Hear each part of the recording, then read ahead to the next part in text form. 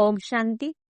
ਅੱਜ ਸੁਣਦੇ ਹਾਂ 3 ਫਰਵਰੀ 2025 ਦੇ ਬਾਬਾ ਦੀ ਸਾਕਾਰ ਮਹਾਵਾਕ। ਬਾਬਾ ਬੋਲੇ, ਮਿੱਠੇ ਬੱਚੀ, ਆਤਮਾ ਰੂਪੀ ਜੋਤੀ ਵਿੱਚ ਗਿਆਨ ਯੋਗ ਦਾ ਕ੍ਰਿਤ ਪਾਓ ਤਾਂ ਜੋਤੀ ਜਗੀ ਰਹੇਗੀ। ਗਿਆਨ ਯੋਗ ਦਾ ਕੰਟਰਾਸਟ ਚੰਗੀ ਤਰ੍ਹਾਂ ਸਮਝਾਣਾ ਹੈ। ਪ੍ਰਸ਼ਨ ਹੈ, ਬਾਪ ਦਾ ਕਾਰਜ ਪ੍ਰੇਰਨਾ ਨਾਲ ਨਹੀਂ ਚੱਲ ਸਕਦਾ। ਉਹਨਾਂ ਨੂੰ ਇੱਥੇ ਆਣਾ ਹੀ ਪੈਂਦਾ ਹੈ। ਕਿਉਂ? ਬਾਪ ਦਾ ਕਾਰਜ ਪ੍ਰੇਰਨਾ ਨਾਲ ਨਹੀਂ ਚੱਲ ਸਕਦਾ। ਉਹਨੂੰ ਇੱਥੇ ਆਣਾ ਹੀ ਪੈਂਦਾ ਹੈ। ਕਿਉਂ? ਉੱਤਰ ਵਿੱਚ ਬਾਬਾ ਨੇ ਦੱਸਿਆ, ਕਿਉਂਕਿ ਮਨੁੱਖਾਂ ਦੀ ਬੁੱਧੀ ਬਿਲਕੁਲ ਤਮੋ ਪ੍ਰਧਾਨ ਹੈ। ਤਮੋ ਪ੍ਰਧਾਨ ਬੁੱਧੀ ਪ੍ਰੇਰਨਾ ਨੂੰ ਕੈਚ ਨਹੀਂ ਕਰ ਸਕਦੀ। ਬਾਪ ਆਂਦੇ ਨੇ ਤਾਂ ਹੀ ਤਾਂ ਕਿਹਾ ਜਾਂਦਾ, ਛੋੜ ਵੀ ਦੇ ਆਕਾਸ਼ ਸਿੰਘਾਸਨ। ਗੀਤ ਹੈ, ਛੋੜ ਵੀ ਦੇ ਆਕਾਸ਼ ਸਿੰਘਾਸਨ, ਇਸ ਧਰਤੀ ਤੇ ਆ ਜਾ ਰੇ। ਓਮ ਸ਼ਾਂਤੀ। ਭਗਤਾਂ ਨੇ ਗੀਤ ਬਣਾਇਆ। ਹੁਣ ਇਸ ਦਾ ਅਰਥ ਕਿੰਨਾ ਚੰਗਾ ਹੈ। ਕਹਿੰਦੇ ਨੇ, ਕਾਸ਼ ਸਿੰਘਾਸਨ ਛੱਡ ਕੇ ਆ ਜਾਓ। ਹੁਣ ਆਕਾਸ਼ ਤਾਂ ਇਹ ਹੈ ਨਾ, ਆਸਮਾਨ ਇਹ ਹੈ, ਨੀਚੇ ਹੈ ਰਹਿਣ ਦੀ ਥਾਂ। ਆਕਾਸ਼ ਤੋਂ ਕੋਈ ਚੀਜ਼ ਨਹੀਂ ਆਂਦੀ। ਆਕਾਸ਼ ਨੂੰ ਸਿੰਘਾਸਨ ਕਹਿੰਦੇ ਨੇ। ਆਕਾਸ਼ ਤੱਤ ਵਿੱਚ ਤੁਸੀਂ ਰਹਿੰਦੇ ਹੋ। ਬਾਪ ਰਹਿੰਦੇ ਨੇ ਬ੍ਰਹਮ ਮਹਾਤੱਤ ਵਿੱਚ। ਉਸ ਨੂੰ ਬ੍ਰਹਮ ਕਹੋ, ਮਹਾਤੱਤਵ ਕਹੋ, ਜਿੱਥੇ ਆਤਮਾ ਵੀ ਨਿਵਾਸ ਕਰਦੀਆਂ ਨੇ। ਬਾਪ ਆਏਗਾ ਜ਼ਰੂਰ, ਉੱਥੇ ਹੀ ਨਾ ਕੋਈ ਤਾਂ ਆਵੇਗਾ ਨਾ। ਕਹਿੰਦੇ ਨੇ, ਆ ਕੇ ਸਾਡੀ ਜੋਤੀ ਜਗਾਓ। ਗਾਇਨ ਵੀ ਹੈ ਇੱਕ ਤਾਂ, ਅੰਨੇ ਦੀ ਔਲਾਦ ਅੰਨਾ, ਦੂਜਾ ਸੱਜੇ ਦੀ ਔਲਾਦ ਸੱਜੇ। ਧਿਤਰਾਸ਼ਟਰ ਯੁਧਿਸ਼ਟਰ ਨਾਮ ਵਖਾਂਦੇ ਨੇ। ਹੁਣ ਇਹ ਔਲਾਦ ਹੈ ਰਾਵਣ ਦੀ। ਮਾਇਆ ਰੂਪੀ ਰਾਵਣ ਹੈ ਨਾ। ਸਭ ਦੀ ਰਾਵਣ ਬੁੱਧੀ ਹੈ। ਤੁਸੀਂ ਹੋ ਈਸ਼ਵਰੀ ਬੁੱਧੀ ਵਾਲੇ।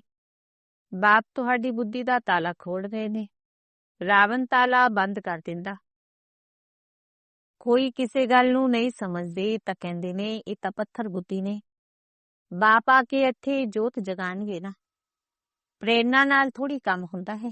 ਆਤਮਾ ਜੋ ਸਤੋ ਪ੍ਰਧਾਨ ਸੀ, ਉਸਦੀ ਤਾਕਤ ਹੁਣ ਘੱਟ ਹੋ ਗਈ ਹੈ, ਤਮੋ ਪ੍ਰਧਾਨ ਬਣ ਗਈ ਹੈ। ਇੱਕਦਮ ਝੁਝਾਰ ਬਣ ਗਈ ਹੈ, ਧੁੰਦਲੀ ਬਣ ਗਈ ਹੈ।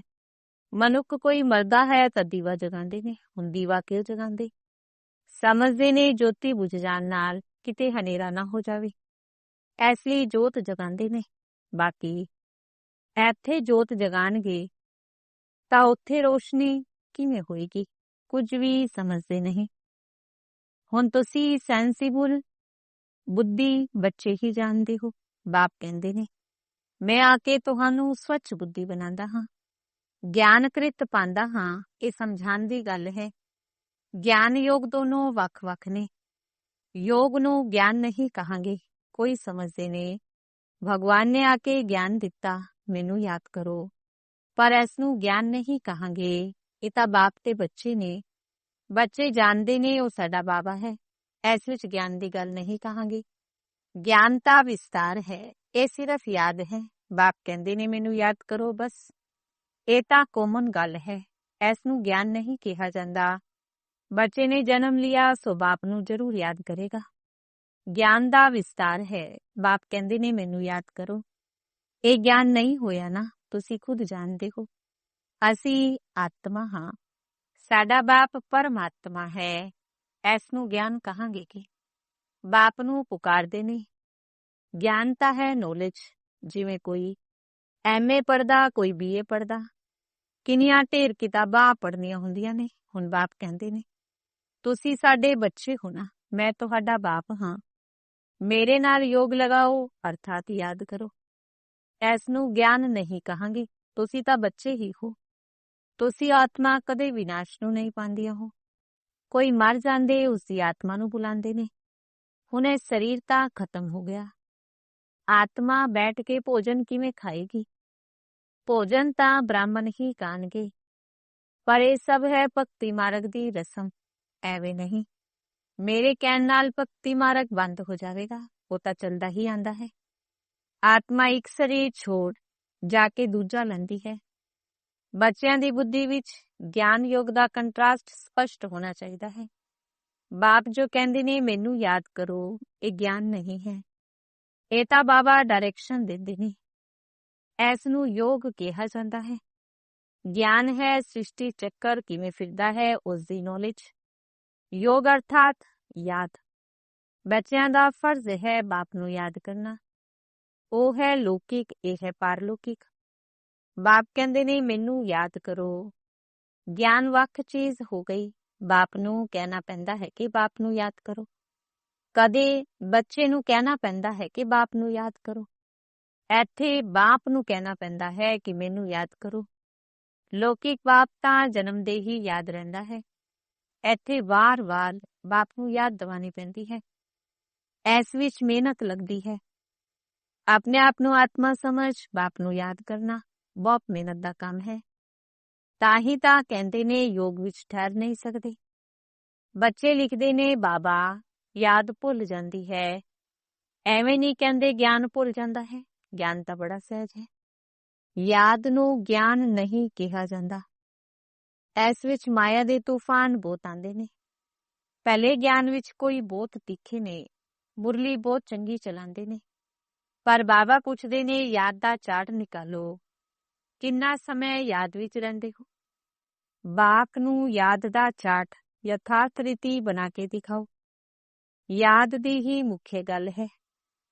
ਪਤਿਤ ਹੀ ਪੁਕਾਰਦੇ ਨੇ ਆ ਕੇ ਪਾਵਨ ਬਣਾਓ। ਮੁੱਖ ਹੈ ਪਾਵਨ ਬਣਨ ਦੀ ਗੱਲ। ਇਸ ਵਿੱਚ ਮਾਇਆ ਦੇ ਵਿਘਨ ਪੈਂਦੇ ਨੇ। ਸ਼ਿਵ ਭਗਵਾਨ ਵਾਚ ਯਾਦ ਵਿੱਚ ਸਭ ਬਹੁਤ ਕੱਚੇ ਨੇ। ਚੰਗੇ ਚੰਗੇ ਬੱਚੇ ਜੋ ਮੁਰਲੀ ਬਹੁਤ ਚੰਗੀ ਚਲਾਉਂਦੇ ਨੇ, ਯਾਦ ਵਿੱਚ ਬਹੁਤ ਕਮਜ਼ੋਰ ਨੇ। ਯਾਦ ਨਾਲ ਹੀ ਵਿਕਰਮ ਵਿਨਾਸ਼ ਹੋਣਗੇ। ਯੋਗ ਨਾਲ ਕਰਮਿੰਦਰੀਆਂ ਬਿਲਕੁਲ ਸ਼ਾਂਤ ਹੋ ਸਕਦੀਆਂ ਨੇ। ਇੱਕ ਬਾਪ ਦੇ ਸਿਵਾਏ ਹੋਰ ਕੋਈ ਯਾਦ ਨਾ ਆਏ, ਕੋਈ ਦੇਹ ਵੀ ਯਾਦ ਨਾ ਆਏ। ਆਤਮਾ ਜਾਣਦੀ ਹੈ ਸਾਰੀ ਦੁਨੀਆ ਖਲਾਸ ਹੋਣੀ ਹੈ। ਹੁਣ ਅਸੀਂ ਜਾਂਦੇ ਹਾਂ ਆਪਣੇ ਘਰ, ਫਿਰ ਆਵਾਂਗੇ ਆਪਣੀ ਰਾਜਧਾਨੀ ਵਿੱਚ। ਇਹ ਸਦਾ ਬੁੱਧੀ ਵਿੱਚ ਰਹਿਣਾ ਚਾਹੀਦਾ ਹੈ। ਗਿਆਨ ਜੋ ਮਿਲਦਾ ਹੈ ਆਤਮਾ ਵਿੱਚ ਰਹਿਣਾ ਚਾਹੀਦਾ ਹੈ। ਬਾਪਤਾ ਨੇ ਯੋਗੇਸ਼ਵਰ ਜੋ ਯਾਦ ਸਿਖਾਉਂਦੇ ਨੇ। ਵਾਸਤਵ ਵਿੱਚ ਈਸ਼ਵਰ ਨੂੰ ਯੋਗੇਸ਼ਵਰ ਨਹੀਂ ਕਹਾਂਗੇ, ਤੁਸੀਂ ਯੋਗੇਸ਼ਵਰ ਹੋ। ਈਸ਼ਵਰ ਬਾਪ ਕਹਿੰਦੇ ਨੇ ਸਿਰਫ ਮੈਨੂੰ ਯਾਦ ਕਰੋ। ਯਾਦ ਸਿਖਾਉਣ ਵਾਲਾ ਈਸ਼ਵਰ ਬਾਪ ਹੈ। ਉਹ ਨਿਰਾਕਾਰ ਬਾਪ ਸ਼ਰੀਰ ਦੁਆਰਾ ਸੁਣਾਉਂਦੇ ਨੇ। ਬੱਚੇ ਵੀ ਸ਼ਰੀਰ ਦੁਆਰਾ ਸੁਣਦੇ ਨੇ। ਕਈ ਤਾਂ ਯੋਗ ਵਿੱਚ ਬਹੁਤ ਕੱਚੇ ਨੇ, ਬਿਲਕੁਲ ਯਾਦ ਕਰਦੇ ਨਹੀਂ। ਜੋ ਵੀ ਜਨਮ ਜਨਮਾਂਤਰ ਦੇ ਪਾਪ ਨੇ ਸਭ ਦੀ ਸਜ਼ਾ ਖਾਣਗੇ। ਇੱਥੇ ਆ ਕੇ ਜੋ ਪਾਪ ਕਰਦੇ ਨੇ ਹੋਰ ਹੀ 100 ਗੁਣਾ ਸਜ਼ਾ ਖਾਣਗੇ। ਗਿਆਨ ਦੀ ਟਿਕ ਟਿਕ ਬਹੁਤ ਕਰਦੇ ਨੇ, ਯੋਗ ਬਿਲਕੁਲ ਨਹੀਂ। ਜਿਸ ਕਾਰਨ ਪਾਪ ਵੀ ਭਸਮ ਨਹੀਂ ਹੁੰਦੇ, ਕੱਚੇ ਰਹਿ ਜਾਂਦੇ ਨੇ। ਇਸ ਲਈ ਸੱਚੀ ਸੱਚੀ ਮਾਲਾ 8 ਦੀ ਬਣੀ ਹੋਈ ਹੈ। 9 ਰਤਨ ਗਾਏ ਜਾਂਦੇ ਨੇ। 108 ਰਤਨ ਕਦੇ ਸੁਣੇ ਨੇ। 108 ਰਤਨਾਂ ਦੀ ਕੋਈ ਚੀਜ਼ ਨਹੀਂ ਬਣਾਉਂਦੇ। ਬਹੁਤ ਨੇ ਜੋ ਇਹਨਾਂ ਗੱਲਾਂ ਨੂੰ ਪੂਰਾ ਨਹੀਂ ਸਮਝਦੇ। ਯਾਦ ਨੂੰ ਗਿਆਨ ਨਹੀਂ ਕਿਹਾ ਜਾਂਦਾ। ਗਿਆਨ ਸ੍ਰਿਸ਼ਟੀ ਚੱਕਰ ਨੂੰ ਕਿਹਾ ਜਾਂਦਾ ਹੈ। ਸ਼ਾਸਤਰਾਂ ਵਿੱਚ ਗਿਆਨ ਨਹੀਂ। ਉਹ ਸ਼ਾਸਤਰ ਨੇ ਭਗਤੀ ਮਾਰਗ ਦੇ। ਬਾਪ ਖੁਦ ਕਹਿੰਦੇ ਨੇ ਮੈਂ ਇਹਨਾਂ ਤੋਂ ਨਹੀਂ ਮਿਲਦਾ। ਸਾਧੂ ਆਦਿ ਸਭ ਦਾ ਉਦਾਰ ਕਰਨ ਮੈਂ ਆਂਦਾ ਹਾਂ। ਉਹ ਸਮਝਦੇ ਨੇ ਬ੍ਰਹਮ ਵਿੱਚ ਲੀਨ ਹੋਣਾ ਹੈ। ਫਿਰ ਮਿਸਾਲ ਦਿੰਦੇ ਨੇ ਪਾਣੀ ਦੇ ਬੁਦਬੁਦੇ ਦਾ। ਹੁਣ ਤੁਸੀਂ ਐਵੇਂ ਨਹੀਂ ਕਹਿੰਦੇ, ਤੁਸੀਂ ਸਮਝਦੇ ਹੋ ਅਸੀਂ ਆਤਮਾਵਾਂ ਬਾਪ ਦੇ ਬੱਚੇ ਹਾਂ। ਮਮ ਏਕਮ ਯਾਦ ਕਰੋ। ਇਹ ਅੱਖਰ ਵੀ ਕਹਿੰਦੇ ਨੇ ਪਰ ਅਰਥ ਨਹੀਂ ਸਮਝਦੇ। ਭਲੇ ਕਹਿ ਦਿੰਦੇ ਅਸੀਂ आत्मा हाँ परात्मा की परमात्मा की नहीं जानते। परमात्मा बाप आके ही सारिया गल्लां सुनांदे ने। हुण तुसी जानदे हो आत्मावां दा घर ओ है। सारा ਸਿਜਰਾ ਹੈ। ਹਰ ਆਤਮਾ ਨੂੰ ਆਪਣਾ ਆਪਣਾ ਪਾਰਟ ਮਿਲਿਆ ਹੋਇਆ ਹੈ। ਸੁੱਖ ਕੌਣ ਦਿੰਦੇ, ਦੁੱਖ ਕੌਣ ਦਿੰਦੇ, ਕਿਸੇ ਨੂੰ ਵੀ ਪਤਾ ਨਹੀਂ। ਭਗਤੀ ਹੈ ਰਾਤ, ਗਿਆਨ ਹੈ ਦਿਨ। ਤ੍ਰੇਤ ਜਨਮ ਤੁਸੀਂ ਧੱਕੇ ਖਾਂਦੇ ਹੋ। ਭਗਤੀ ਹੈ ਰਾਤ, ਗਿਆਨ ਹੈ ਦਿਨ। ਤ੍ਰੇਤ ਜਨਮ ਤੁਸੀਂ ਧੱਕੇ ਖਾਂਦੇ ਹੋ। ਫਿਰ ਗਿਆਨ ਦਿੰਦਾ ਹਾਂ ਤਾਂ ਕਿੰਨਾ ਸਮੇਂ ਲੱਗਦਾ ਹੈ? ਸੈਕਿੰਡ। ਇਹ ਹੋਇਆ ਸੈਕਿੰਡ ਵਿੱਚ ਜੀਵਨ ਮੁਕਤੀ। ਇਹ ਤੁਹਾਡਾ ਵਾਕ ਹੈ ਨਾ। ਉਹ ਪਤਿਤ ਪਾਵਨ ਹੈ। ਉਹਨਾਂ ਨੂੰ ਯਾਦ ਕਰਨ ਨਾਲ ਤੁਸੀਂ ਪਾਵਨ ਬਣ ਜਾਓਗੇ। ਸਾਜੁਗ, ਤ੍ਰੇਤਾ, ਦੁਆਪਰ, ਕਲਯੁਗ ਇਹ ਚੱਕਰ ਹੈ। ਨਾਮ ਵੀ ਜਾਣਦੇ ਹੋ ਪਰ ਪੱਥਰ ਬੁੱਧੀ ਅਜਿਹੇ ਨੇ, ਟਾਈਮ ਦਾ ਕਿਸੇ ਨੂੰ ਪਤਾ ਨਹੀਂ। ਸਮਝਦੇ ਵੀ ਨੇ ਘੋਰ ਕਲਯੁਗ ਹੈ। ਜੇਕਰ ਘੋਰ ਕਲਯੁਗ ਹੁਣ ਵੀ ਚਲੇਗਾ ਤਾਂ ਘੋਰ ਹਨੇਰਾ ਹੋ ਜਾਏਗਾ। ਇਸ ਲਈ ਗਾਇਆ ਹੋਇਆ ਕੁੰਭਕਰਨ ਦੀ ਨੀਂਦ ਵਿੱਚ ਸੋਏ ਪਏ ਨੇ ਤੇ ਵਿਨਾਸ਼ ਹੋ ਜਾਵੇਗਾ। ਥੋੜਾ ਵੀ ਗਿਆਨ ਸੁਣਦੇ ਨੇ ਤਾਂ ਪਰਜਾ ਵਿੱਚ ਆ ਜਾਂਦੇ ਨੇ। ਕਿਤੇ ਲక్ష్ਮੀ ਨਾਰਾਇਣ, ਕਿਤੇ ਪਰਜਾ। ਪੜ੍ਹਾਉਣ ਵਾਲਾ ਇੱਕ ਹੈ, ਹਰ ਇੱਕ ਦੀ ਤਕਦੀਰ ਆਪਣੀ ਆਪਣੀ ਹੈ। ਕੋਈ ਤਾਂ ਸਕਾਲਰਸ਼ਿਪ ਲੈ ਲੈਂਦੇ, ਕੋਈ ਫੇਲ ਹੋ ਜਾਂਦੇ। ਰਾਨ ਨੂੰ ਬਾਣ ਦੀ ਨਿਸ਼ਾਨੀ ਕਿਉਂ ਦਿੱਤੀ? ਕਿਉਂਕਿ ਨਾ ਪਾਸ ਹੋਇਆ ਨਾ। ਇਹ ਵੀ ਗੀਤਾ ਪਾਠਸ਼ਾਲਾ ਹੈ। ਕੋਈ ਤਾਂ ਕੁਝ ਵੀ ਮਾਰਕਸ ਲੈਣ ਦੇ ਲਾਇਕ ਨਹੀਂ। ਮੈਂ ਆਤਮਾ ਬਿੰਦੀ ਹਾਂ, ਬਾਪ ਵੀ ਬਿੰਦੀ ਹੈ। ਬਾਪ ਨੂੰ ਯਾਦ ਕਰਨਾ ਹੈ ਇਸ ਤਰ੍ਹਾਂ।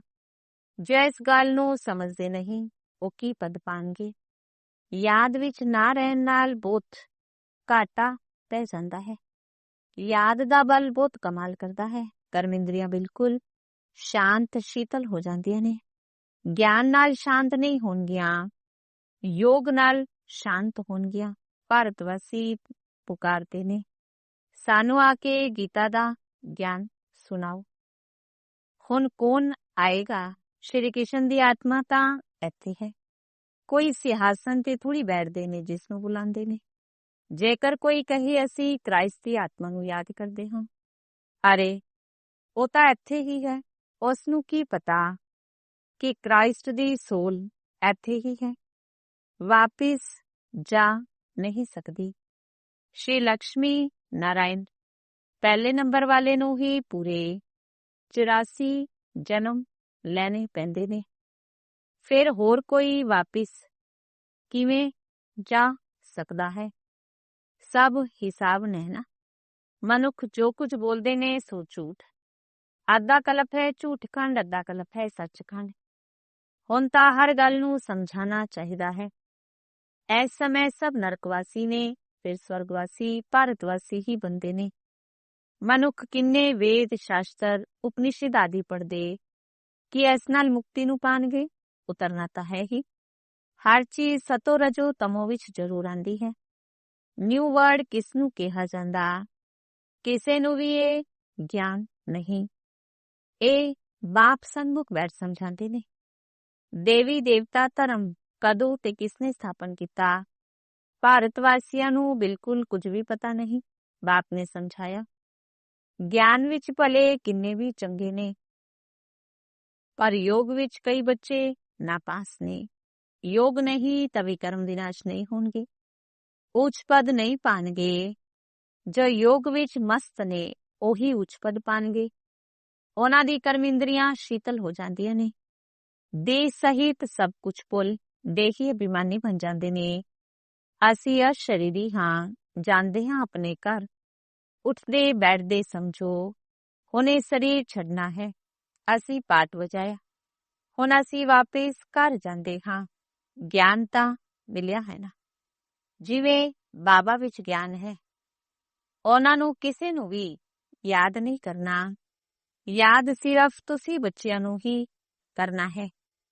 ਬਾਪ ਨੂੰ ਕਿਹਾ ਜਾਂਦਾ ਗਿਆਨ ਦਾ ਸਾਗਰ, ਯੋਗ ਦਾ ਸਾਗਰ ਨਹੀਂ ਕਹਾਂਗੇ। ਚੱਕਰ ਦਾ ਨੌਲੇਜ ਸੁਣਾਉਂਦੇ ਨੇ, ਆ ਕੇ ਆਪਣਾ ਵੀ ਪਰਿਚੈ ਦਿੰਦੇ ਨੇ। ਯਾਦ ਨੂੰ ਗਿਆਨ ਨਹੀਂ ਕਿਹਾ ਜਾਂਦਾ। ਯਾਦ ਤਾਂ ਬੱਚੇ ਨੂੰ ਆਪੇ ਹੀ ਆ ਜਾਂਦੀ ਹੈ। ਯਾਦ ਤਾਂ ਕਰਨਾ ਹੀ ਹੈ, ਨਹੀਂ ਤਾਂ ਵਰਸਾ ਕਿਵੇਂ ਮਿਲੇਗਾ? ਬਾਪ ਹੈ ਤਾਂ ਵਰਸਾ ਜ਼ਰੂਰ ਮਿਲਦਾ ਹੈ। ਬਾਕੀ ਹੈ ਨੌਲੇਜ। ਅਸੀਂ 84 ਜਨਮ ਕਿਵੇਂ ਲੈਂਦੇ ਹਾਂ? ਤਮੋ ਪ੍ਰਧਾਨ ਤੋਂ ਸਤੋ ਪ੍ਰਧਾਨ ਕਿਵੇਂ ਬਣਦੇ ਹਾਂ? ਇਹ ਸਾਰੀਆਂ ਗੱਲਾਂ ਬਾਪ ਬੈਠ ਸਮਝਾਉਂਦੇ ਨੇ। ਹੁਣ ਸਤੋ ਪ੍ਰਧਾਨ ਬਣਨਾ ਹੈ ਬਾਪ ਦੀ ਯਾਦ ਨਾਲ। ਤੁਸੀਂ ਰੂਹਾਨੀ ਬੱਚੇ ਰੂਹਾਨੀ ਬਾਪ ਕੋਲ ਆਏ ਹੋ, ਉਹਨਾਂ ਨੂੰ ਸਰੀਰ ਦਾ ਆਧਾਰ ਚਾਹੀਦਾ ਹੈ ਨਾ।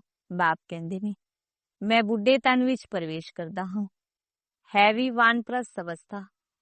ਹੁਣ ਬਾਪ ਆਂਦੇ ਨੇ ਤਾਂ ਸਾਰੀ ਸ੍ਰਿਸ਼ਟੀ ਦਾ ਕਲਿਆਣ ਹੁੰਦਾ ਹੈ। ਇਹ ਹੈ ਭਾਗਿਆਸ਼ਾਲੀ ਰਥ। ਇਹਨਾਂ ਤੋਂ ਕਿੰਨੀ ਸਰਵਿਸ ਹੁੰਦੀ ਹੈ। ਇਸ ਸਰੀਰ ਦਾ ਭਾਨ ਛੋੜਨ ਦੇ ਲਈ ਯਾਦ ਚਾਹੀਦੀ ਹੈ। ਇਸ ਵਿੱਚ ਗਿਆਨ ਦੀ ਗੱਲ ਨਹੀਂ। ਜ਼ਿਆਦਾ ਯਾਦ ਸਿਖਾਣੀ ਹੈ, ਗਿਆਨ ਸਹਿਜ ਹੈ। ਛੋਟਾ ਬੱਚਾ ਵੀ ਸੁਣਾ ਦੇਵੇਗਾ, ਬਾਕੀ ਯਾਦ ਵਿੱਚ ਮਿਹਨਤ ਹੈ।